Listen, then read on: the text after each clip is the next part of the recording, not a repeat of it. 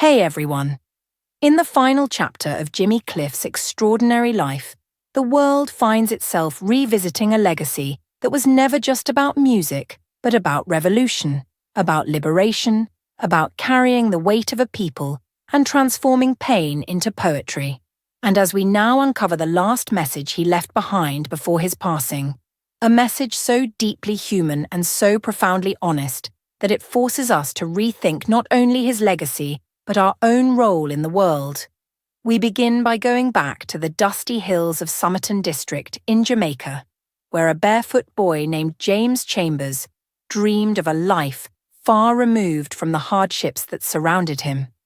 And that little boy, who would later become known to the world as Jimmy Cliff, was not born into comfort or privilege, but into a world where struggle was a language, where hunger was familiar, where hope had to be fought for, and where music was the only escape, a tiny spark that grew louder with every heartbreak, every injustice he witnessed, and every dream he refused to give up on.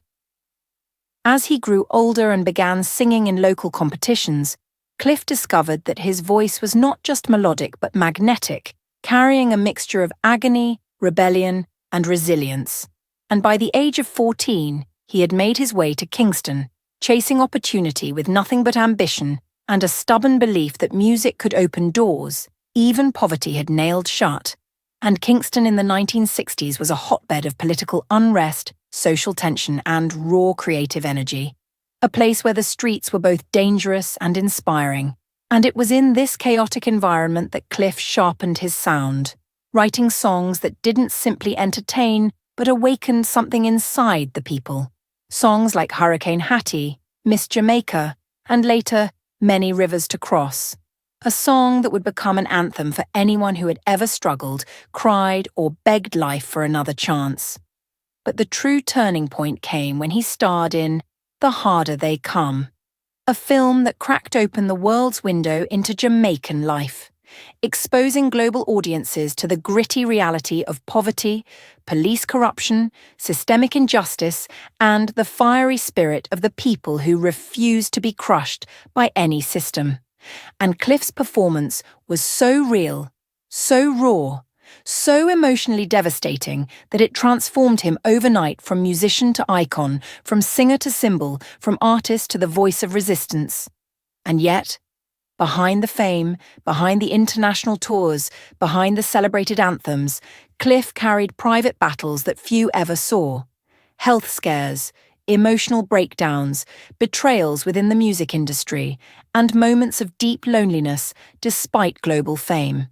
Because no matter how much the world applauded him, he would often say in interviews that he felt like a visitor everywhere he went, someone carrying a burden too heavy to fully explain, someone who had seen too much poverty, too much injustice, too much suffering to ever feel truly at peace.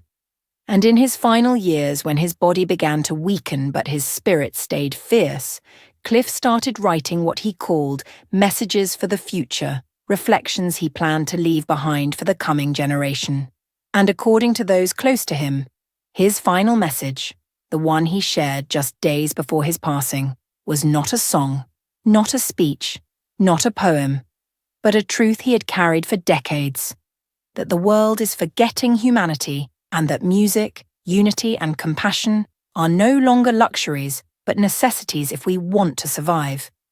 And he said, "The greatest revolution isn't in the streets, it's in the heart. If your heart remains unchanged, no system will ever change," reminding the world that his entire life had been dedicated not just to rhythm, but to justice, to empathy, to lifting the oppressed, and to teaching the world that every voice matters, no matter how small. And as we piece together the last interviews he gave, the last letters he wrote, and the conversations he held with friends and family, we see a man who was painfully aware of the state of the world, of rising violence, of division, of the loss of compassion, and who feared that humanity was drifting too far from the very principles he had spent his life singing about. Which is why he said his mission had never been to make people dance, but to make them feel, to make them think, to make them see, and to make them change. And so, in his final recorded thoughts, Cliff urged the world to revive empathy, to stand for justice, to fight for equality, and to never forget that love, true, fearless, unconditional love, is the most powerful weapon any human being can carry. And now, as fans and fellow musicians mourn his loss, we realize that Cliff's last message isn't just a farewell, a call to action, a torch passed from one generation to the next, and he leaves us not with silence but with responsibility. The responsibility to continue the fight he began, to honor the struggles he spoke for, to protect the hope he fought to keep alive, and to ensure that the rivers he crossed, the pain he endured, and the music he created were not in vain. Because Jimmy Cliff's life was never just about reggae. It was about rebellion, resilience, and resurrection, and his final words force us to confront the uncomfortable truth that the world today is drifting into darkness unless we choose to be the light. And in remembering him, we are called not just to celebrate his legacy, but to live it, to embody it, to carry forward the message he left behind. A message powerful enough to outlive any song, any award. Thanks for watching.